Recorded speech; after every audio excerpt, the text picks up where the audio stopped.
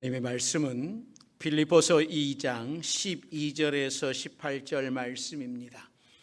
빌립보서 2장 12절에서 18절 말씀, 신약성경 320면이 있습니다.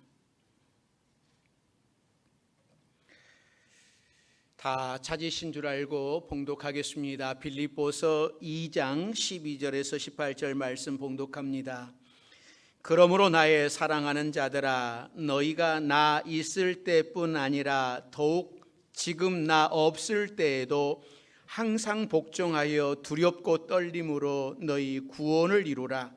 너희 안에서 행하시는 이는 하나님이시니 자기의 기쁘신 뜻을 위하여 너희에게 소원을 두고 행하게 하시나니 모든 일을 원망과 시비가 없이 하라. 이는 너희가 흠이 없고 순전하여 어그러지고 거스르는 세대 가운데서 하나님의 흠 없는 자녀로 세상에서 그들 가운데 빛들로 나타내며 생명의 말씀을 밝혀 나의 다름질이 헛되지 아니하고 수고도 헛되지 아니하므로 그리스도의 날에 내가 자랑할 것이 있게 하려 함이라. 만일 너희 믿음의 재물과 섬김 위에 내가 나를 전제로 드릴지라도 나는 기뻐하고 너희 무리와 함께 기뻐하리니 이와 같이 너희도 기뻐하고 나와 함께 기뻐하라. 아멘. 엘림 찬양대에서 찬양으로 하나님께 영광을 돌리겠습니다.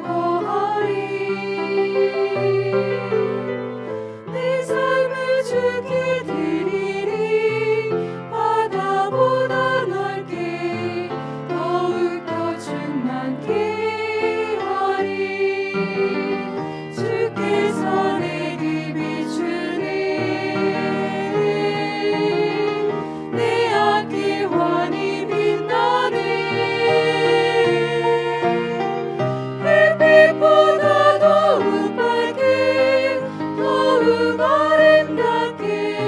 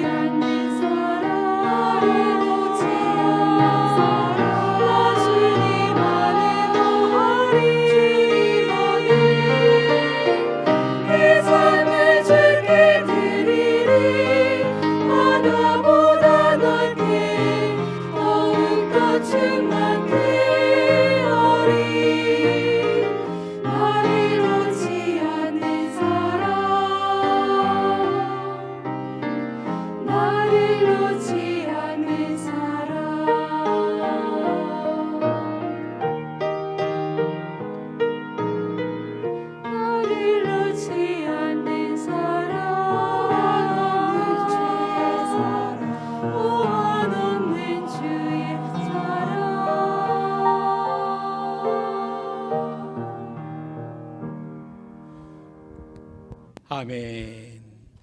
오늘 주신 말씀 속에 구원을 이루라 라는 제목으로 함께 은혜를 나누겠습니다. 기도하겠습니다. 사랑과 은혜가 많으신 하나님, 오늘도 우리가 말씀 앞에 서도록 인도하시니 감사드립니다. 이 시간 성령께서 우리와 함께 하시고 우리에게 말씀하시고 깨닫게 하여 주시옵소서.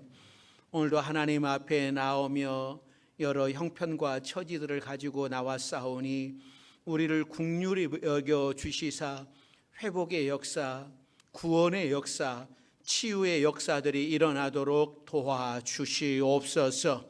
예수님의 이름으로 기도드립니다. 아멘. 오늘도 하나님의 부르심을 받고 주의 성전 안에 말씀 앞에 서신 여러분들에게 하나님의 은혜가 함께 하시기를 바랍니다. 오늘은 설교를 시작하면서 작은 이야기를 먼저 하려고 합니다.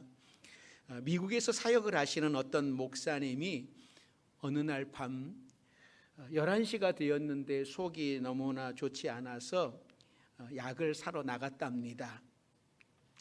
약을 사러 가는데 싫었지만 귀찮았지만 속이 거북한 것이 더 싫었습니다. 그래서 빨리 약을 사러 갔다 와야겠다라고 하는 생각을 하고 쏜살같이 운전을 해서 약을 사고 돌아오는데 차 한 대가 뒤에서 아주 빠른 속도로 따라오고 있더랍니다.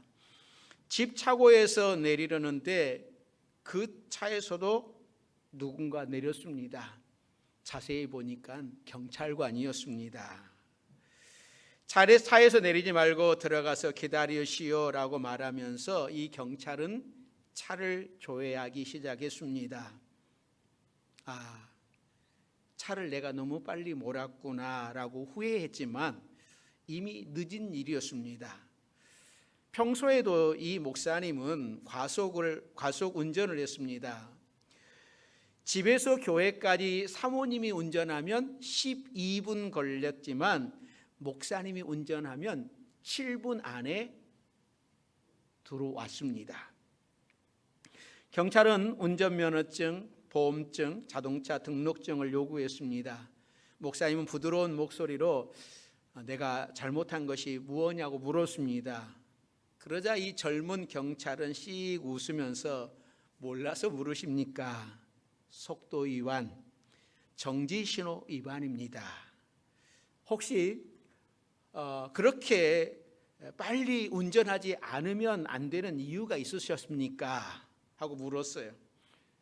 특별한 이유는 없지만 속이 좀 불편했고 밤이 깊었기에 빨리 집으로 오고 싶었다고 이야기를 했습니다. 밤 12시가 다 된 시간까지 단속을 하는 경찰을 보면서 약간 짜증이 났지만 참고 기다렸습니다. 그랬더니 다시 경찰이 묻더랍니다. 당신 직업이 뭡니까?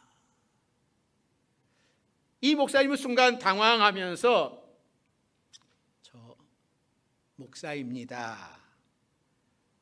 이 경찰은 빙긋 웃으면서 다시 물었습니다. 최근 5년간 같은 일로 경찰에 잡히신 적이 있으십니까? 목사님이 생각을 해보니까 몇 번 있었던 것 같아요. 그래서 퉁명스럽게 대답을 했답니다. 예, 속도 위반도 했고 정지 신호 위반도 했습니다. 그런데 경찰이 입가에 미소를 띠고 목사님에게 충격적인 발언을 합니다.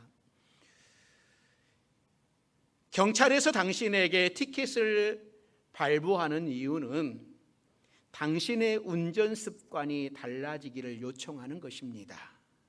그런데 당신은 최근 5년간 두세 차례 티켓을 발부받았음에도 불구하고 스스로를 변화시키지 않더군요. 목사님, 당신은 다른 사람에게 변화를 요청하는 사람 아닙니까? 그런데 왜 당신은 변화되지 않습니까? 목사님은 마치 망치로 한 대 얻어맞은 것 같았습니다. 그리고 경찰이 계속 이런 이야기를 합니다. 당신의 차를 조회했을 때 우리는 당신의 차가 교회 것이고 당신이 목회자라고 하는 것을 알았었습니다. 다행히 당신이 저에게 정직하게 이야기했기 때문에 오늘은 경고장만 발부하겠습니다. 하지만 이제부터 당신은 운전 습관을 변화시켜야 합니다. 지금 변화시키지 않으면 그 습관 때문에 큰 어려움을 당하게 될 것입니다. 그리고는 다시 한번 웃으면서 경찰에 돌아가더라는 겁니다. 저는 이 이야기를 보면서 제가 이런 일을 당했다면 저도 큰 충격을 받았을 것 같습니다. 목사님은 다른 사람에게 변화를 요구하는 사람 아닙니까? 그런데 왜 당신은 변화되지 않습니까? 여러분, 이 예화가 오늘 목사님에게만 적용되겠습니까? 여러분들은 예수 믿는 사람들인데 왜 예수 믿는 사람들을 같이 살아가지 않습니까? 라고 하는 것이 우리에게 다가오지 않습니까? 얼마 전에 기사에 어떤 목사 모녀가 식당에서 갑질했다고 하는 소식이 방송에 올라왔습니다. 이 방송 전 국민들에게 큰 충격을 줬어요.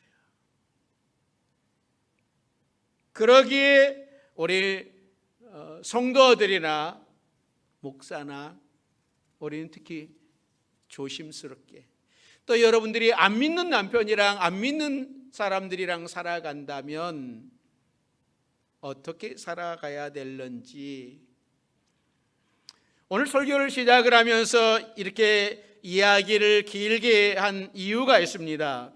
오늘 사도 바울은 본문에서 너희가 두렵고 떨림으로 구원을 이루라고 하시는데 거기에 대한 답이 있기 때문입니다. 어떻게 답이 나오는지 먼저 우리가 말씀을 보면서 함께 은혜를 받겠습니다. 12절 말씀 같이 읽어봅니다. 12절 말씀입니다. 그러므로 나의 사랑하는 자들아, 너희가 나 있을 때뿐 아니라 더욱 지금 나 없을 때에도 항상 복종하여 두렵고 떨림으로 너희 구원을 이루라. 이 12절 말씀은 우리가 자세하게 보고 또 한편으로는 질문을 던져야 될 내용이기도 합니다. 구원은 예수님의 이름으로 예수님에 의하여서 십자가의 보혈로 받는 것인데 사도 바울은 왜 두렵고 떨림으로 너희 구원을 이루라고 하시는 걸까? 아직 우리가 구원을 온전하게 받지 못해서 예수님이 십자가에서 이루신 구원 외에 우리가 살아가면서 이루어야 할 구원이 아직 남아 있는 걸까요? 말씀을 잘못 읽으면 이렇게 해석이 되는 겁니다. 이런 생각이 드는 겁니다. 그러나 이 말씀은 전혀 그런 뜻이 아니라고 하는 것을 알아야 합니다. 구원은 우리가 이루는 것이 아니라 오직 예수님의 은혜로 주신 선물입니다. 아마 성장반을 하고 제자반을 했다면 아마 이 말씀을 다 암송하고 있을 것 같습니다. 에베소서 2장 8절 9절 말씀 같이 읽습니다. 너희는 그 은혜에 의하여 믿음으로 말미암아 구원을 받았으니 이것은 너희에게서 난 것이 아니요 하나님의 선물이라. 행위에서 난 것이 아니니 이는 누구든지 자랑하지 못하게 함이라. 할렐루야. 사도 바울은 에베소에서 분명하게 이렇게 말씀을 했습니다. 구원은 우리에게서 난 것이 아니요 하나님의 선물이라. 내 행위와는 전혀 상관없다라는 말씀입니다. 그런데 왜 빌립보서에서는 너희 구원을 이루라고 하시는 걸까? 우리는 그 이유를 알아야 됩니다. 우리는 이 구원을 두 가지로 구분해서 말합니다.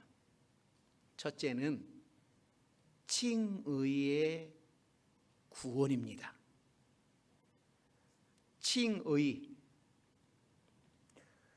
우리를 의롭다고 인정해 주시는 칭의의 구원은 100% 하나님의 작품입니다. 이것을 위해 인간이 한 일은 아무것도 없습니다. 그러니까 에베소서 2장의 말씀처럼 우리가 받은 구원의 근거는 오직 은혜에 의해서 믿음으로 말미암아 구원을 받은 겁니다. 그러니까 은혜와 믿음이라고 하는 것은 나 자신이 만든 것이 아니라고 하는 의미입니다. 나는 믿었기 때문에 구원을 얻었고 너는 믿지 않았기 때문에 구원을 얻지 못했다라고 하면 믿음도 조건이 되기에 바른 설명이 아닙니다. 성경은 믿음으로 말미암아, 즉 믿음을 통해서 구원을 받는다고 합니다. 나에게는 아무런 자격도 능력도 없어서 나를 하나님께 의탁했더니 구원이라는 선물이 주어졌다라고 하는 의미입니다.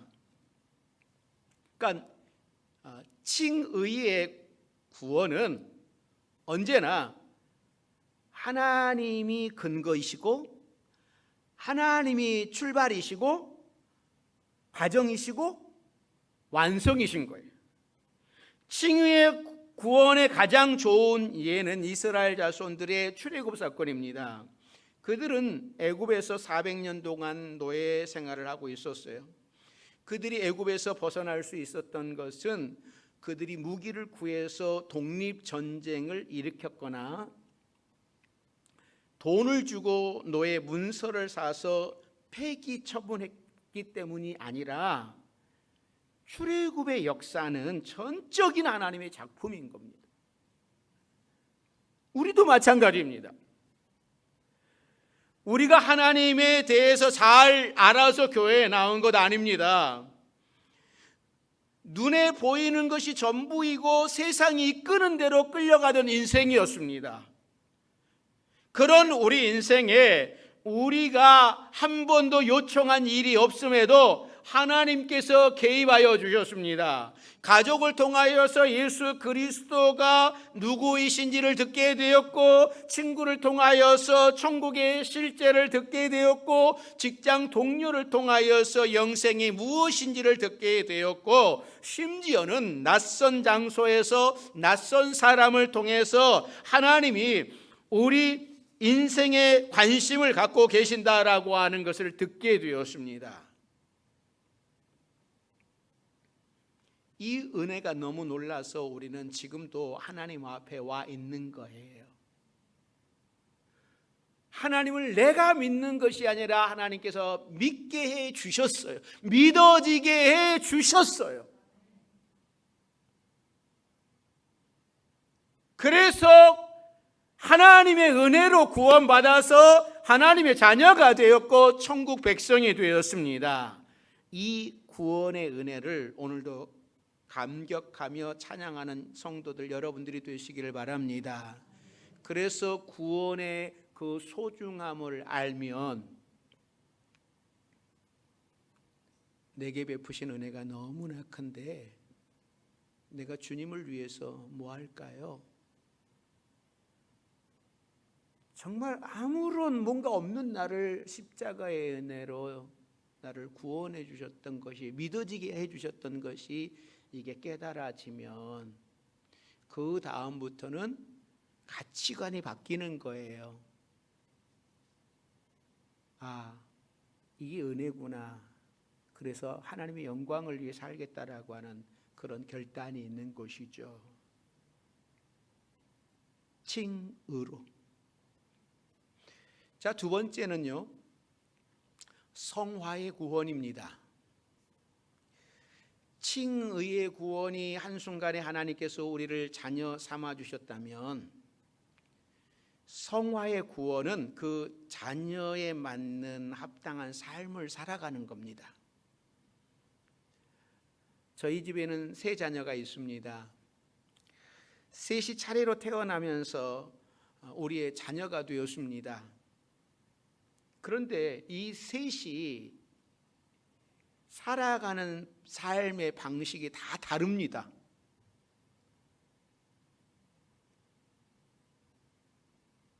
어떻게 엄마의 뱃속에서 똑같이 나왔는데 어떻게 그렇게 다 다를까? 말하는 것도 다르고 생각도 다르고 다 달라요. 여러분 가정은 안 그럽니까? 여러분이 낳는데도 다르지 않습니까? 그러니까 우리 성도들도 모두 하나님의 자녀이지만 살아가는 삶의 방식은 다 제각기입니다. 어떤 사람은 태어난 순간만 생각하면서 그 상태로 머물러 있고 성장하지 못하는 사람이 있는가 하면, 어떤 사람은 하나님의 자녀가 된 이후로 계속해서 성장합니다. 해가 다르게 믿음이 커가고 신앙 인격이 커갑니다. 성화의 구원을 날마다 이루어가고 있는 사람입니다. 신앙이 모태신앙이고 어렸을 때부터 신앙인데 옛날이나 지금이나 작년이나 올해나 똑같은 사람이 있는가 하면, 믿은 지 얼마 안 됐는데 변해요. 그리고 성장하고 성숙해져 가요.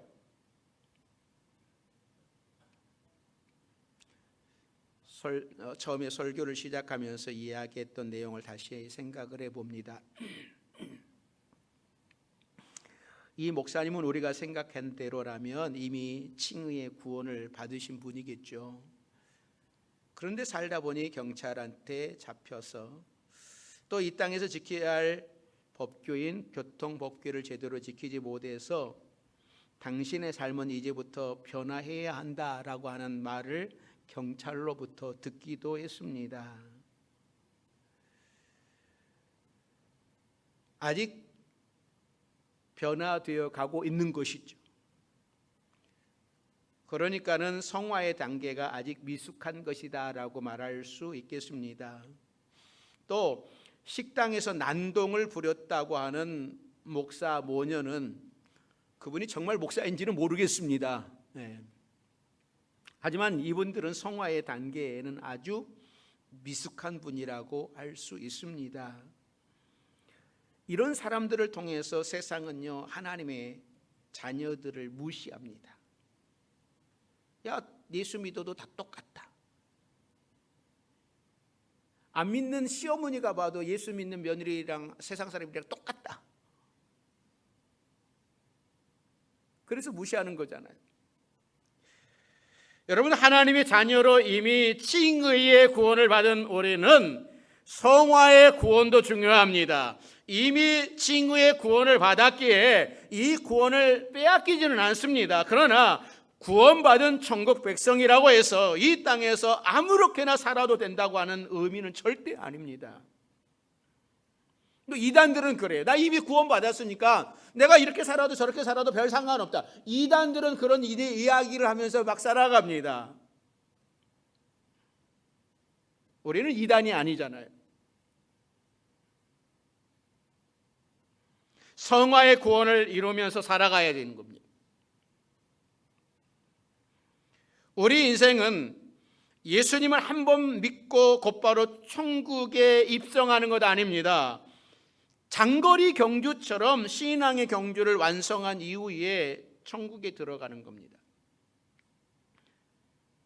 신앙의 경주를 완성한 후에 내가 하나님 앞에 서 있는 여러분의 모습을 보실 수 있기를 바랍니다. 하나님, 나는 세상에서 막 살다가 왔습니다. 이런 말을 한다면 좀 부끄럽지 않을까요? 하나님, 제가 세상에서 먹고 살기 위해서 힘쓰다 보니 하나님의 일은 뒤편이었습니다. 뒷전이었습니다. 이렇게 말하는 것도 여러분 부끄럽지 않을까요? 최선을 다해서 인생의 경주를 마치고 하나님 앞에 섰을 때에 하나님께서 나를 안아주시면서 아들아, 딸아, 참 수고했다. 내가 너의 눈에서 눈물을 닦아주마. 이제는 내 품에서 편히 쉬어라. 저는 이런 말 듣고 싶습니다. 우리가 하나님 믿고 교회에 나오는 이유는 단지 천국에 갈 것인지 말 것인가 문제가 아니라, 천국은 이미 우리가 가야 할 고향입니다. 그러기에 천국에 가서 하나님 앞에서 어떤 모습으로 설 것인가, 내가 어떤 삶의 열매를 가지고 하나님 앞에, 주님 앞에 설 것인가, 이게 문제인 겁니다. 오늘 사도 바울은 3장 12절에서 이렇게 말씀을 합니다. 자, 3장 12절 말씀 같이 읽습니다. 내가 이미 얻었다 함도 아니요 온전히 이루었다 함도 아니라 오직 내가 그리스도 예수께 잡힌 바 된 그것을 잡으려고 달려가노라. 사도 바울에게는 목표가 있었습니다. 저 뒤에 저 에어컨 좀 꺼주시면 좋겠습니다. 네, 제 뒤에 제가 목소리가 점점 갈라질 것 같아가지고. 오직 그리스도 예수께 잡힌 바 된 그것을 잡으려고 달려가노라. 그러니까 내가 신앙의 경주를 하는 것은 구원을 이미 이루었다고 하는 것에 목적이 있는 것이 아니라 예수께 잡힌 바 된 그것을 잡으려고 예수님께서 하늘에서 주실 상을 바라보고 표대를 향해 끊임없이 달려간다라고 하는 거예요. 그리고 최후의 순간에 내 삶의 열매를 가지고 주님께 가겠다라고 하는 겁니다. 사랑하는 성도 여러분, 너희 구원을 이루라 라고 하는 이 말씀이 여러분 이해가 되시겠습니까? 칭의의 구원은 우리가 이미 다 받았습니다. 그러나 성화의 구원은 우리가 이루어가는 과정 속에 있는 겁니다. 내 삶의 열매를 가지고 최후의 순간 하나님 앞에 섰을 때에 하나님 앞에 어떤 삶의 열매를 내놓을 것인지, 그것이 문제인 겁니다. 우리 성도들이 하나님 앞에 내놓을 삶의 열매가 풍성해지시기를 주의 이름으로 축원합니다. 그래서 성경에 보면 달란트를 가지고 계산할 때에 내놓는 것이 있었어요. 내가 5달란트 받았는데 5달란트 남겼나이다. 내가 2달란트 받았는데 2달란트 남겼나이다. 우리의 삶의 열매를 하나님 앞에 내놓아야 돼요. 여러분들은 그 열매를 지금 준비하고 계십니까?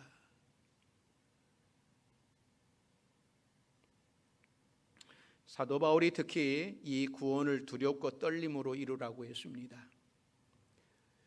두렵고 떨린다고 하는 것은 내가 구원을 이루지 못 이룰런지 두렵고 떨린다라고 하는 의미가 아닙니다. 감히 하나님 앞에서 인생을 살면 두렵고 떨리는 인생이 되는 거예요. 에스겔이 하나님 앞에 서니까, 다니엘이 하나님 앞에 서니까, 사도 요한이 요한계시록에서 하나님 앞에 섰을 때에 어떤 마음으로 섭니까? 두렵고 떨림으로. 그런 것처럼 우리도 두렵고 떨림으로 우리의 구원을 이루면서 살아가라고 말씀을 합니다. 우리는 오늘부터 하루하루 이런 두렵고 떨림으로 구원을 이루며 살아가는 우리 모두가 되기를 주의 이름으로 축원합니다. 자, 오늘 본문 13절 같이 봅니다. 13절입니다. 너희 안에서 행하시는 이는 하나님이시니 자기의 기쁘신 뜻을 위하여 너희에게 소원을 두고 행하게 하시나니. 너희 안에서 행하시는 이는 하나님이시니, 이 말씀은 하나님께서 항상 앞서 가신다고 하는 뜻입니다. 이스라엘 백성들이 광야에서 40년 동안 생활할 때에 하나님은 항상 백성들 앞에 가셨습니다. 구름 기둥이 성막에서 이동하면 백성들이 성막을 해체하고 길을 떠납니다. 그런가 하면 구름 기둥이 머무는 곳에 성막을 세우고 자신들의 텐트를 치고 거기에서 지납니다. 어떤 때는요 하루 만에 길을 떠나야 했고, 또 어떤 때는 며칠 혹은 몇 달 혹은 1년을 머물기도 했습니다. 우리는 앞서가신 하나님을 따라가는 광야의 백성들이에요. 그런데 우리 앞서 가시는 하나님의 소원이 있는 겁니다. 하나님의 기쁘신 뜻을 위하여 소원을 갖고 계시다고 하는 거죠. 그래서 사도 바울은 로마서 12장 2절에서 이런 말씀을 합니다. 하나님의 선하시고 기뻐하시고 온전하신 뜻이 무엇인지 분별하도록 하라. 그러니까 우리는 하나님의 뜻이 무엇인지 생각을 할 때에 어떤 선택을 해야 하는가에 관심을 가질 때가 많습니다. 하나님의 뜻이 아닌 것을 선택하면 벌을 받게 되거나 뭔가 좋지 않은 일이 생길 거라고 하는 생각을 하기도 합니다. 그러나 하나님은 그런 분이 아닙니다. 죄를 선택하지 않았다면 어떤 선택을 하든 하나님의 뜻일 수 있습니다.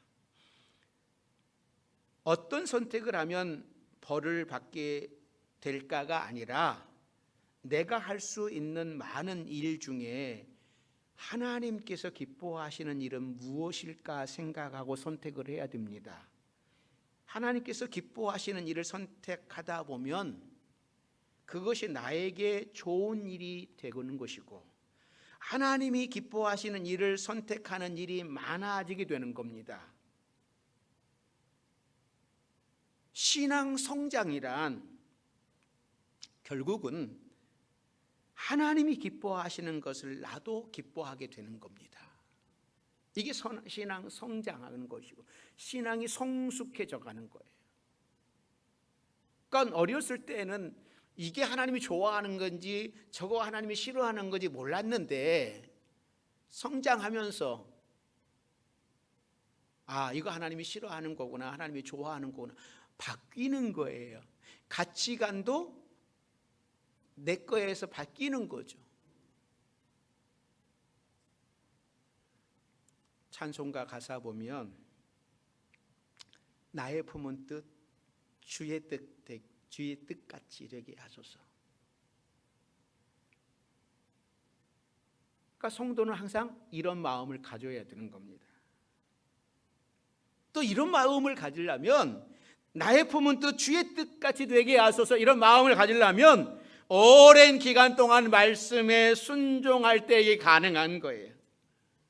특별히 우리가 사랑하는 사람들과의 관계에서 기쁨과 슬픔을 함께 하다가 서로의 죄된 모습 때문에 서로 부대끼기도 하는 과정을 통해서 우리는 순종을 배워가고 또 하나님의 기쁘신 뜻을 알아가게 되는 겁니다. 그래서 그 부대끼는 과정도 소중한 거예요. 사랑하는 성도 여러분, 여러분은 구원받으셨습니까? 여러분들은 이 대답을 잘하지 못하는데 지금 죽어도 천국 가실 수 있겠습니까? 라고 물으면 이런 답을 잘 못하는데 그것은 구원을 못 받았기 때문이 아니라 아직 성화의 구원을 다 이루지 못했기 때문에 이 답을 잘 못하는 거예요.